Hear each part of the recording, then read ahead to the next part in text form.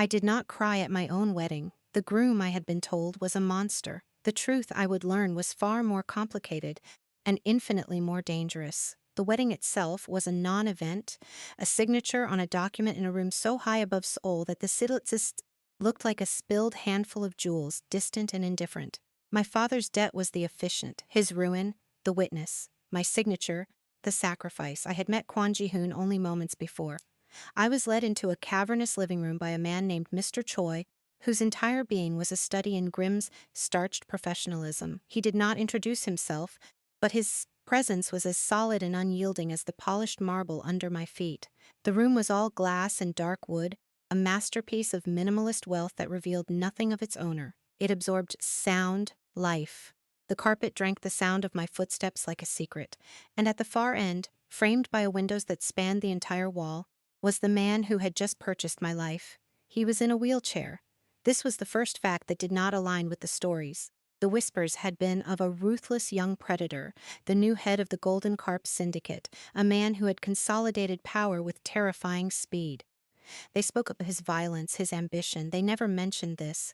He sat in perfect, unnerving stillness, his hands resting on the wheels of the chair. He wasn't old, perhaps 30, his face a mask of sculpted neutrality, his black hair cut with severe precision. Only his eyes moved, tracking me as I crossed the enormous expanse of the room. Mr. Choi stopped a respectful 10 feet from him. I stopped with him. The silence that followed was not empty. It had weight and texture, a physical presence in the air between us. I counted the seconds. 1, 2, 3. I had started counting things lately. It was a way to anchor myself when the ground gave way. You came. His voice was quiet, a low baritone that seemed to absorb the ambient hum of the building's climate control. It wasn't a question. It was a statement of fact, like noting the time of day. I was brought, I replied. My own voice was thin, a stranger's. I had promised myself I would not show fear. I would be a stone. I would be a closed door. Mr. Choi will show you to your rooms, he said. His gaze did not leave my face.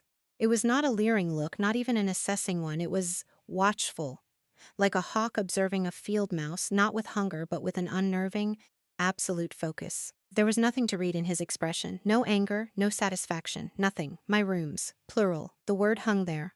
I gave a small, tight nod I did not feel. I would not be managed, I would not be handled, I would not be kept. I told myself these things with the fierce, desperate repetition of a prayer. I knew, even as I thought them, that they were lies. I was already all of those things. As Mr. Choi turned to lead me away, Kwon Ji-hoon spoke again. One last thing. His voice stopped us both. I turned back. He had not moved, only his eyes fixed on mine. My father's debt is settled. You are not responsible for his choices. You are, however, responsible for yours. From now on, it was a warning, it was a promise. It was perhaps the cruelest kindness I had ever been shown. It drew a line between my past and my present. He was not my father's keeper. He was mine. My new life began in a suite of rooms decorated in shades of cream and gray, as beautiful and impersonal as a luxury hotel. There was a bedroom with a bed so large it felt like a raft on a white sea, a bathroom of pale stone, and a sitting room with its own view of the glittering, indifferent city. I walked through them, touching nothing. My few belongings, packed in a single worn suitcase, had been placed in the walk-in closet. They looked meager and ashamed amidst the empty, cedar-scented hangars. For 3 days I saw no one but a woman who introduced herself as Mrs. On. She was in her 60s, with a face as smooth and calm as a river stone.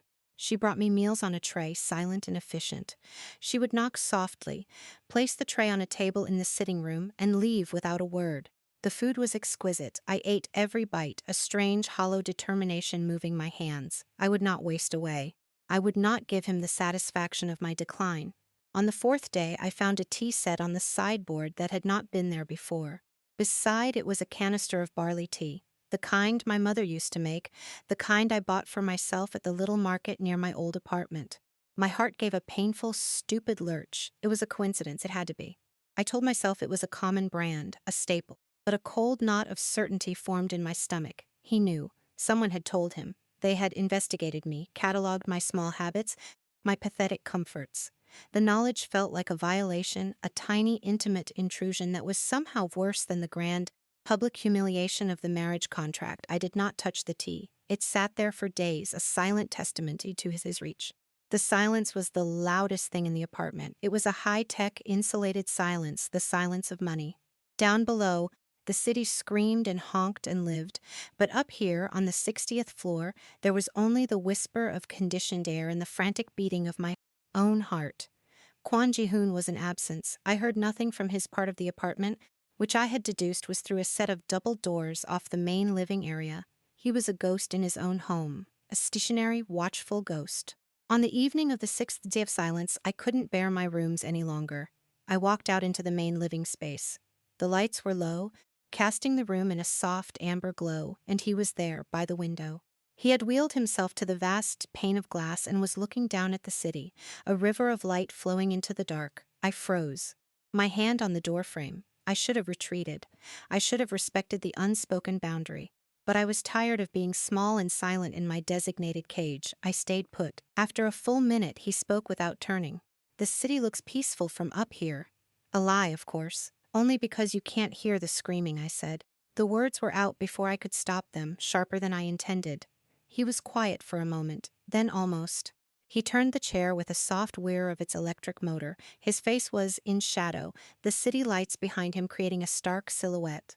"You are reading," he said, nodding toward the book I still held in my hand, my knuckles white. George Orwell, 1984, his lips tilted at the corner. A little on the nose, don't you think? It was the first time I had seen anything approaching an expression on his face. It wasn't a smile. It was an almost smile, a flicker of something that vanished before it could be properly identified. "I find it comforting," I said, my throat tight. He considered this. "Because you know how it ends." Yes. Another silence. This one felt different, less like a void, more like a space being considered. I counted. 12 seconds. "Mrs. An tells me you are not Atings," he said. "Mrs. An doesn't speak to me. She doesn't have to.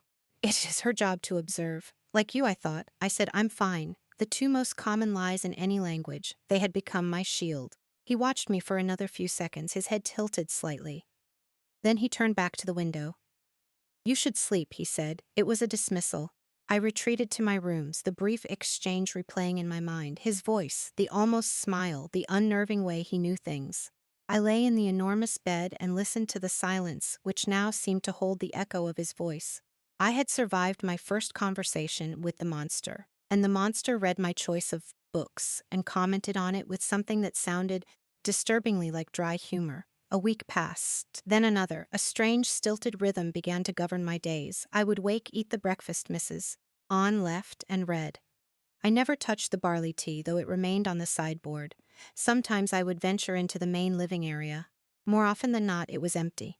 But occasionally he would be there, reading in a worn leather armchair or, as before, sitting by the window. Our conversations were brief, islands in an ocean of silence. He would comment on a headline from the newspaper he was reading. I would offer a clipped response. He asked me once what my job had been. "I owned a small bookshop," I told him, past tense. The words hung in the air. He just nodded slowly, his eyes holding mine for 2 seconds longer than the conversation required. I counted. I learned to read the geography of his presence. The faint scent of sandalwood and old paper meant he was in his study.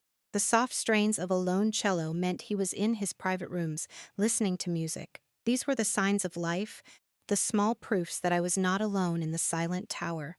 I started to think of him less as a monster and more as a condition of my environment, like the weather or the unyielding architecture. One Tuesday. I knew it was Tuesday because it was the day the windows were cleaned by a crew on a terrifying scaffold. I received a call from my best friend, Min Jun. Seeing her name on my phone sent a jolt of panic through me. It was a link to the world I had lost, a world where my biggest worry was making rent on the bookshop. "Hannah, are you there?" Her voice was a frantic whisper. "I've been so worried. They said some terrible things." I walked to the window of my sitting room, turning my back to the door as if for privacy, a useless gesture in a place where I was sure even the walls were listening. "I'm fine, Minjun.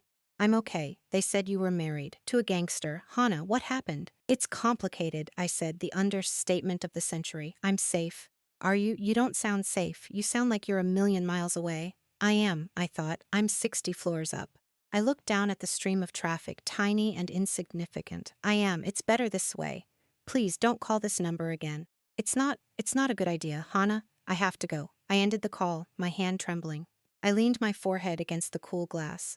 The lie I told her, "I'm safe," felt like swallowing shards of ice. I was a bird in a gilded cage, and the gilded cage was on the top floor of a fortress. It was safe, technically, but it was not freedom. I stayed there for a long time, watching the city live the life I no longer could, until the reflection of the room behind me showed the light had faded from amber to a bruised, melancholy gray. I told myself the conversation had not been overheard. I told myself I was allowed this small, painful link to my past.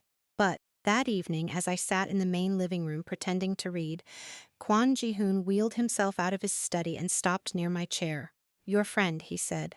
My body went rigid. "She will not be troubled," he continued, his voice even, "but she is a vulnerability. It is best if you have no contact for now." The sheer arrogance of it, the quiet, absolute control, cracked my carefully constructed composure. "You have no right," I said, my voice shaking with a rage that surprised me. "You do not control who I speak to. You do not control my life." His expression did not change. For a man who could not move his body, he had a stillness that was more commanding than any gesture. "I do not control your life, Hana. I own it." "There is a difference." He said it not with malice, but with the flat certainty of a man stating a law of physics. The air left my lungs. He was right. And his use of my first name, for only the second time, was not an intimacy. It was an act of possession. He held my gaze for a moment longer, then turned and wheeled himself back towards his study, leaving me alone in the crushing silence, the truth of his words echoing around me. Mine was not a life, it was a ledger item, a debt paid in full. The arrival of the physical therapist changed the texture of the silence. Her name was Dr. Lee, a woman in her 40s with kind eyes and capable, unapologetic hands. She came 3 times a week. On those afternoons, the apartment, usually so still, was filled with the quiet sounds of effort. The soft stretch of resistance bands, the low murmur of her instructions, the sharp, controlled breaths from Kwon Ji-hoon. I tried to make myself scarce during these sessions, confining myself to my rooms. It felt too private, too intimate, to witness, but the apartment, for all its size, was designed with an open flow. From my sitting room, if the door was ajar, I could see a sliver of the large designated area where they worked. I told myself I wasn't watching.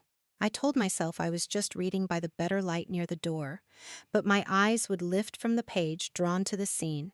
I saw him out of the chair. It was a shock. With Dr. Lee's help, he would move to a padded mat on the floor or stand, braced in a formidable-looking steel frame. What I witnessed was not the inert stillness of his wheelchair-bound existence. It was a battle. A war waged inch by inch against unresponsive muscle and nerve. His face, usually a neutral mask, would become slick with sweat. A cord of tension would stand out in his neck. His jaw would be clenched so tight I could see the muscle jump. It was a portrait of immense, silent struggle. One afternoon, I was walking back from the kitchen with a glass of water, and my path took me closer than usual. He was in the standing frame, his hands gripping the bars, his entire body trembling with the strain of holding his own weight. Dr. Lee was beside him, her voice a calm, steady stream of encouragement. "Just 5 more seconds, Ji-hoon-si. You can. Breathe through it." His eyes were closed. For a second, I saw not the cold, powerful syndicate boss, but just a man fighting a war inside his own skin. The sight was so raw, so stripped of all his careful control that I felt like an intruder. I backed away silently, my heart hammering. Later, as Dr. Lee was leaving, she saw me standing by the hallway that led to my rooms. She gave me a small, tired smile. "He is a disciplined patient," she said, her voice low. "Mostus would have given up." "Given up on what?" I asked, genuinely curious. "On the hope of it, whatever it is, walking again. Or just being able to stand for 1 minute instead of 30 seconds. With injuries like his, progress is measured in millimeters and years. It requires a different kind of strength." She looked back toward the room where he now sat, back in his chair, staring out the window. His stillness returned. Patience is not a virtue he was born with, I think. It is one he has been forced to learn. It makes him focused. She gave me a knowing look, a flicker of female solidarity that I didn't know what to do with. "Be patient with him, too. The quietest people often have the most to say." Her words stayed with me. Focused. It was a different word for his control, his watchfulness. It reframed it. Perhaps it wasn't just about power. Perhaps it was about survival. That evening, he was in the living room when I entered.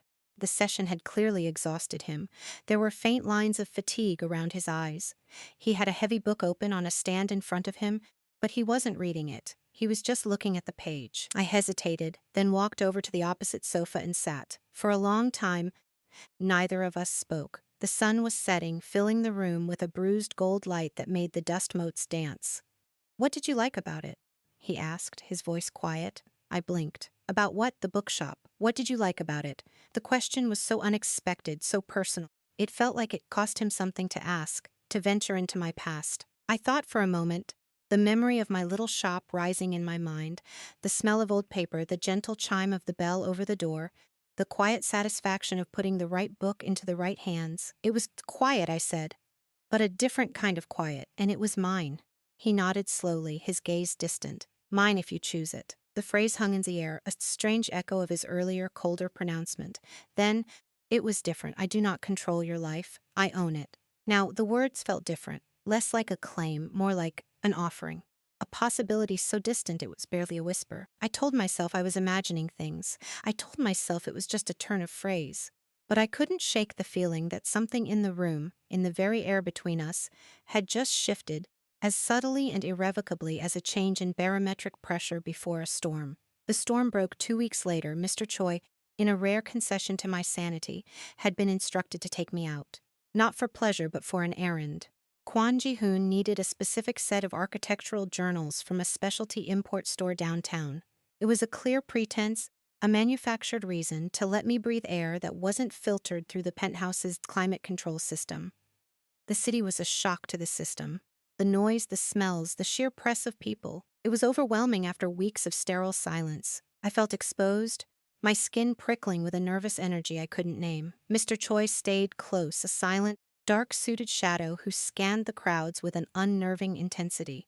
Inside the bookstore, surrounded by the familiar scent of paper and ink, a sliver of my old self returned. I found the journals easily. As I was paying, my hand brushed against a stack of new fiction.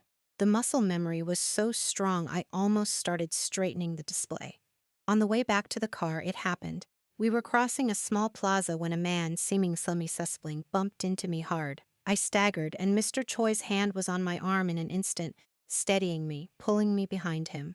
The man muttered a slurred apology and shambled off into the crowd. It was over in 3 seconds. "It's nothing," I said, my heart rabbiting in my chest. He was just drunk. Mr. Choi said nothing, but his grip on my arm tightened, and his eyes followed the man until he was swallowed by the throng.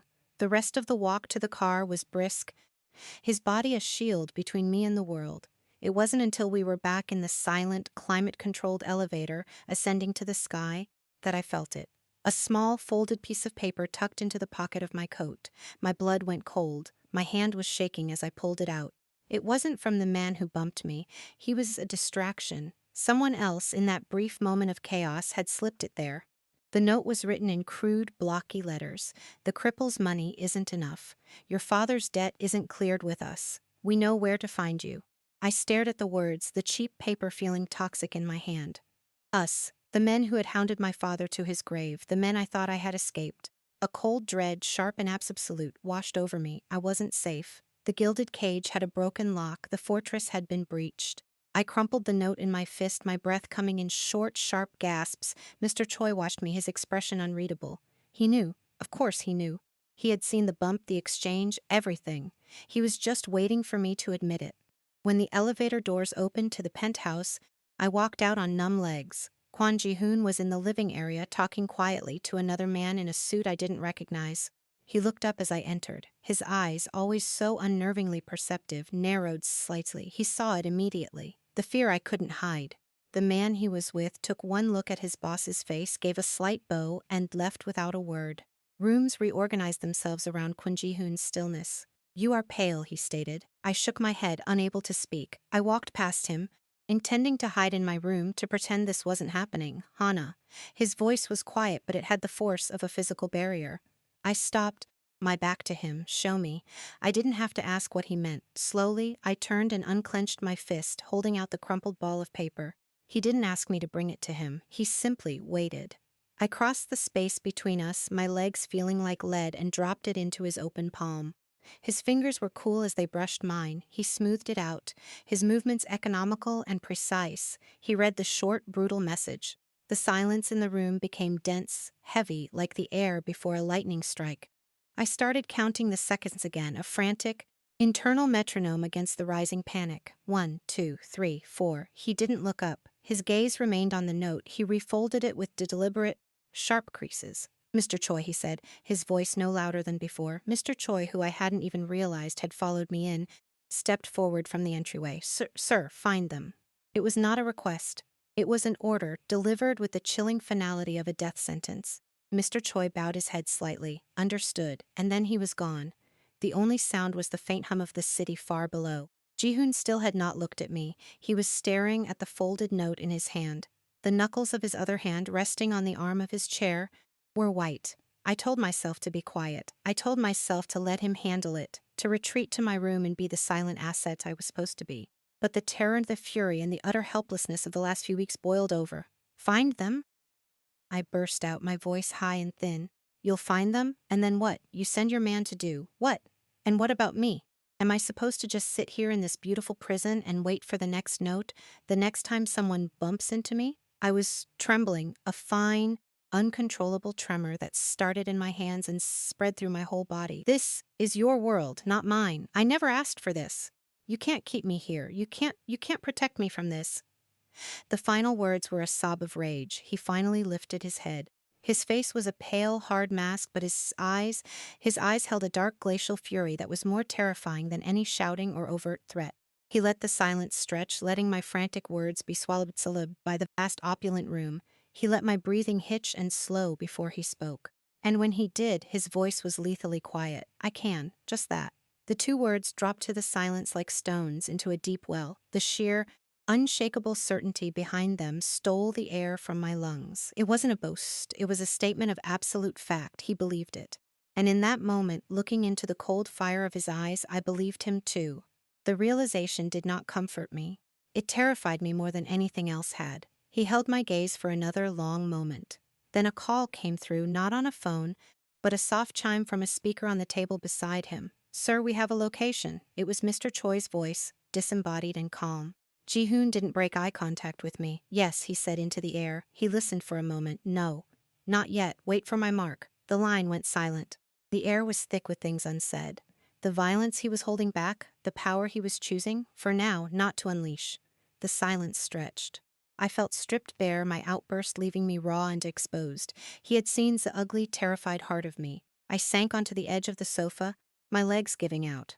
I wrapped my arms around myself, a useless gesture of self-protection. The marriage, he said, his voice losing its hard edge, settling back into its usual quiet register. It was not my first choice of action.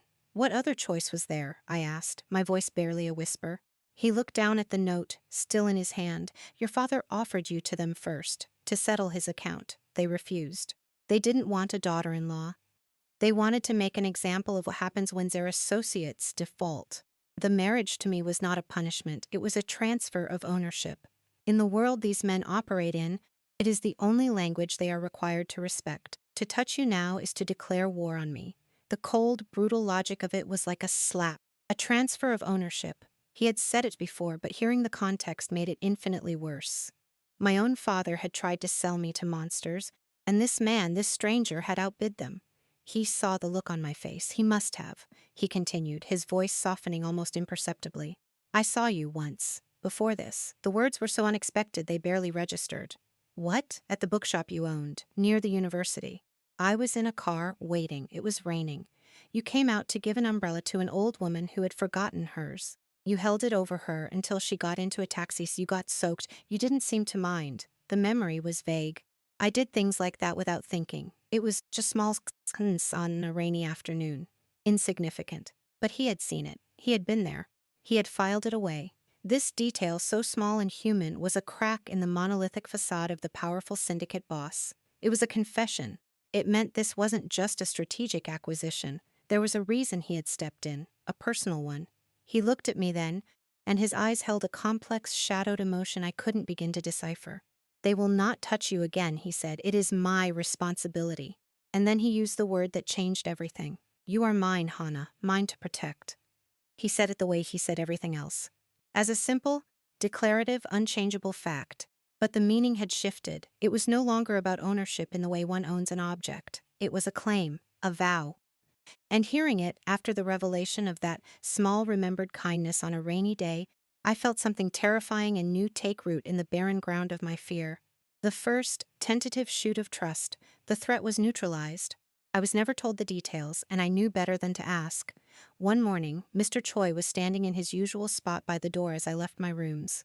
As I passed, he spoke, his voice low and devoid of inflection. "It is handled, Mom." That was all. The men who had terrorized my father and sent a chill of death into my life were handled. The word was a sterile euphemism, a closed door on a dark room I would never have to enter. A profound, unsettling quiet descended. Not the tense, watchful silence of before, but something new, a stillness born of resolution. The apartment felt different, larger. The invisible walls of my fear had dissolved, and I found myself moving through the space with a tentative ease I hadn't felt before. I no longer felt like a prisoner. I felt like a resident. A strange, unclassifiable resident in the quiet king's silent castle. My awareness of Kwon Ji-hoon sharpened. I started seeing him not as a monolith of power, but as a man encased in stillness. I saw the immense effort in the small things. The way he used a specially designed cuff to hold a fork, the deliberate precision required to turn the page of a book. His paralysis was not a lack of movement. It was constant draining battle to command what little movement he had. His stillness was not just temperament, it was a physical reality he had mastered. One evening, I found him in the library, a room I had never dared to enter. It was lined floor to ceiling with books, the air thick with the scent of leather and paper. He was trying to reach a book on a slightly too high shelf. He had a long mechanical grabber, and he was maneuvering it with painstaking slowness.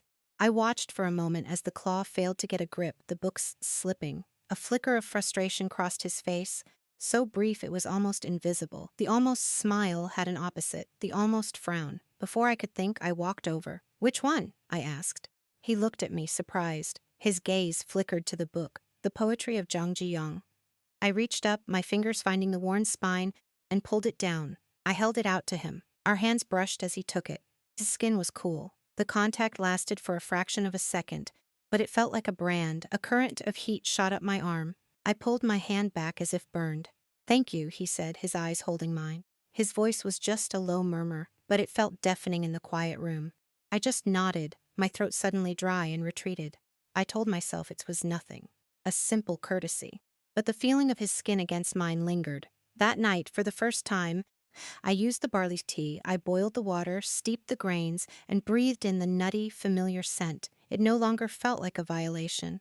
It felt like a quiet acknowledgement, a conversation we were having without words. The change was incremental, a slow thaw. We began to talk more. Not about his world, never about that. We talked about books, about music, about the changing light over the Han River. He had a dry, surprising wit that emerged in small, unexpected flashes. I learned that the lone cello music was Bach. I learned he preferred history to fiction because, as he put it, human folly is more creative than any novelist's imagination. This coming from him felt like a small joke. I began to read in the main living room in the evenings, no longer hiding in my suite. We would sit in our separate chairs, the space between us filled with a comfortable, companionable silence, each of us absorbed in our own book. Sometimes, hours would pass without a word. But it was a shared silence. It had a different weight entirely. One night there was a storm. Rain lashed against the panoramic windows, and the city lights below blurred into a watercolored smear. The wind howled around the corners of the building, a lonely, mournful sound. I found him by the window, watching the lightning fork over the distant mountains. "Does it ever scare you?" I asked, joining him. Being this high up in a storm? He didn't turn. "It is better to be above the flood than in it." I knew he wasn't just talking about the rain. "I used to be afraid of storms," I admitted. My father, he hated them. The sound reminded him of things he couldn't control. This time, he did turn his head. His expression was soft in the intermittent flashes of light. "And you? What are you afraid of, Hannah?" It was a direct question about my feelings. A genuine inquiry. It felt more intimate than the accidental touch of our hands. "I used to be afraid of being powerless," I said, the admission tasting strange and true on my tongue. I was afraid of being swept away by other people's choices. Past tense, he noted, his voice quiet. I looked out at the storm, at the raw, chaotic power of the elements. I wasn't powerless anymore, not in the same way. My life had been taken from me, but in its place I had been given something else. This strange, precarious safety, this quiet man's fierce, unspoken protection. I don't know what I'm afraid of now, I said honestly. He was silent for a long time, the only sounds the drumming of the rain and the distant rumble of thunder. Good, he said at last. That is a good start. It happened on a Tuesday. I knew this because Dr. Lee had just left and the apartment was settling back into its usual quiet. I was in the kitchen, pouring myself a glass of water when I heard it. A sound so small and out of place it was shocking, a sharp, ragged intake of breath from the direction of his private rooms. It was followed by absolute silence. I stood frozen, listening. Mrs.